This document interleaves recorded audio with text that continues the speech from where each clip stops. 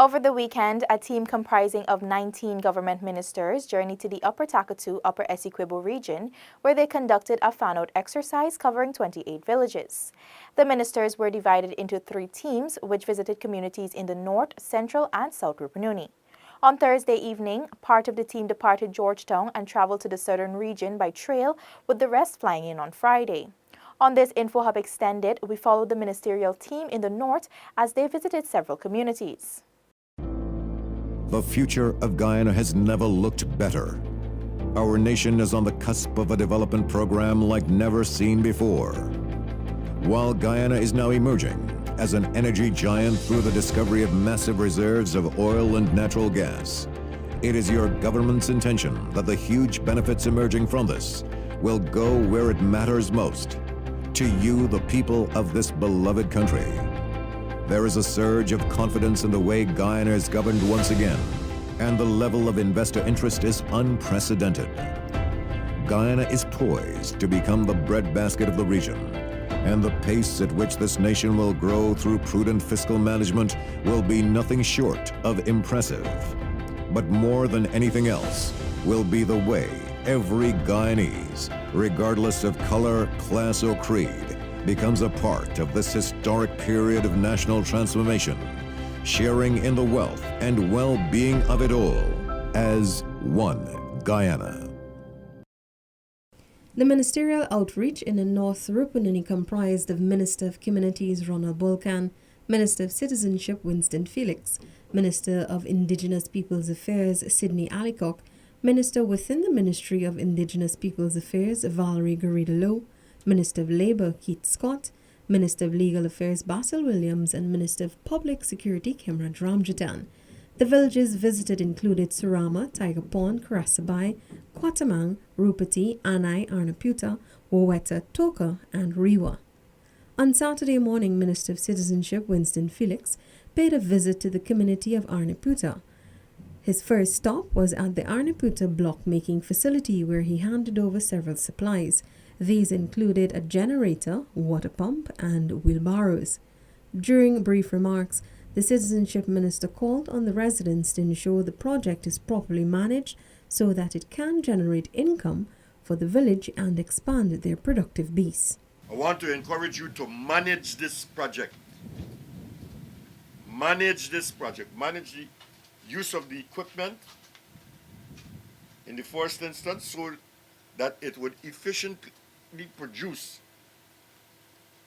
blocks at a cheaper price.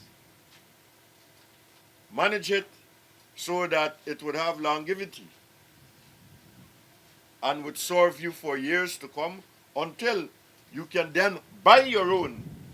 That's the objective, to create wealth, to build from a shed to a complex and expand your productive base so that you can have pallets. You know pallets? You could have a forklift with 100 blocks on them that you can move from storage to vehicles. That is how I want you to look at this project. This project is like a seed. Minister Felix further highlighted that if managed properly, the project will become one of the leading suppliers of concrete bricks in the region. He reminded the residents of the abundance of resources which can be utilized to meet their needs. I want to encourage you with this block making activity and to look out to other areas in which you can grow, you can initiate in the first instance, grow and develop. There are several areas. You just have to select the ones which you think under your guidance can improve and develop. The Rupununi is too far from the center to be dependent. The Rupununi has enough resources to enable you to attend to all the needs of this community. And so I'm encouraging you today to continue this spirit of innovation, bringing on new ideas, of economic ventures which would address the concerns of this community, but don't let it stop here. Chairperson for the Arnaputa block-making project, Michelle Alexander, thanked the minister for the donation and noted that it will significantly benefit the villagers as well as the youths. I am very happy that the donation that they are made here today, it is successful, and it we got it. It came through the promise that they promised us. We are happy for the very large generator that they are giving to us, the machine. We know it will be a beneficiary to the villagers, especially the youth. We are targeting the young boys, them that do not have a job. So we are very happy for also the building that we have here to accommodate the stuff here. Minister Felix also donated sports gear to the residents in the community, as well as a motorcycle which will enable the council officials to carry out their duties more efficiently. Before leaving the community, the minister conducted a walkabout in the Arnaputa Neighborhood Democratic Council ground, where he was provided with an insight into the project by Councillor Eden Jacobis. Later that afternoon, Minister Felix held a community meeting at the world's largest benab in Annai. This was also attended by residents of Arnaputa. Here, the citizenship minister engaged residents on a number of issues and listened attentively as they aired their concerns. One of the concerns raised was the issuance of passports and materialization of the promise for a passport office to be established in Lethem. A lot of us in Region 9, we don't have passports. Many of us have the opportunity of traveling, but we cannot travel because we don't have a passport. Minister Felix stated that the establishment of a passport office in Lethem is a work in progress and assured the residents that it will be realized. The passport office in Region 9, words have been transformed into action. 1. In the 2019 budget, there has been provision made for the establishment of the passport office in Lethem. Money has been voted. Now, once the money has been voted, a series of actions must take place. 1, the first step that has been taken, I have forwarded the estimates for the passport. 1, the land has been acquired. Right? The land has been acquired. The formalities are now being prepared to have the council approve the building. That is work in progress now. But to get the construction done, we have to tender the project. I have already sent the papers up to be processed, to be sent to the tender board, where contractors will tender, somebody will get an award, and then construction will start. Over in Toka, the residents were encouraged to return to large-scale farming as Minister of Indigenous Peoples Affairs Sidney Alicock handed over farming equipment to the village council. Minister Alicock said that the government is focusing heavily on agriculture across the country, especially in Region 9, which has fertile soil. According to the minister, this is evident in the many programs being implemented in the region by the Agriculture Ministry, including the promotion of new crops, cattle rearing, and the proposed construction of the Agriculture Research Station in the Napi area. The Indigenous Affairs Minister gave examples of the venture, such as the sun-dried tomato project in the North Pacaraima in Region 8. From 40, they've gone up to like 120 people now in a co-op. And they're looking at new varieties.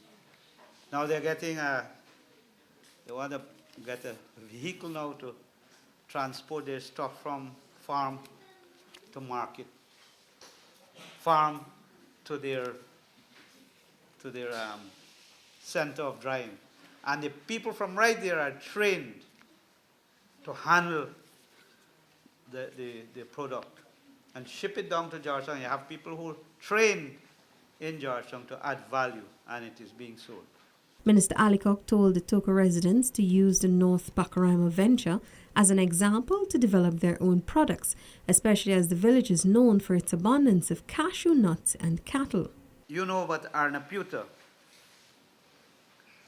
the peanut. And you yourselves here, you have cassava. What we need to do is to get, if you have not done that yet, to get the technical people and on your own strength, because I know you have that power to get persons to help in your development. What you need to do is to develop proposals. Develop the concept of your project proposals, and we could help you to see how best we can assist. The minister also highlighted other agriculture projects being executed across the hinterland regions, such as the coffee project in Santa Rosa and the crab and fish process facility in Smith Creek. Funds also were approved for a processing facility in Annai this year, among others. He reminded the public that the coalition government has a responsibility to serve the Guyanese people and will do so. We as a government have a responsibility. First of all, we are still in government. We have not had elections. We have not had a new president or a new government installed because we have not had elections. We have not had word from the Elections Commission to say exactly when the date will be. But there has been a lot of speculation, a lot of things happening. So our government, the coalition government, believes in telling you the facts, giving you the facts, so that you could be able to understand what is happening. And that is why we are so concerned about proper information to the masses. At the handing over of the farming equipment, Tushao Eugene Isaacs said that the tools will add to the tractor they received in 2015 in boosting their agriculture activities. He added that the community has seen massive development under the APNU-AFC government and is confident that further support will be provided to his village. You know, it is said that when you're struggling to survive, it's hard to dream. And I think Toka was struggling to survive and it was hard to dream. And we start to see some light now, and we're trying to bring things on stream since 2015. The Tushao, however, said that the issue of land extension and demarcation remains an issue. Minister Aliko committed to addressing this issue and encouraged council to dispatch a letter to his ministry, which he will forward to the relevant authorities. I hear you with the land. Let us see what could happen. You see, this thing is a partnership, you know. It's not a one-sided thing. You can't do it all, neither can the government do it all. We work in collaboration, we work in unity, work as the coalition has been working. You're part of the whole process to get the answers that you need. So let us continue to work. I respect the council. We would like to continue to be that partner that we feel is going to make the change. The young people in the village also receive sports gear to be utilized during games held on the Modern Community Ground in Toka. On Sunday, Minister of Communities Ronald Bolkan, Minister of Citizenship Winston Felix, along with Minister of Public Security Kemraj Ramchatan, journeyed to the far-flung community of Tiger Pond.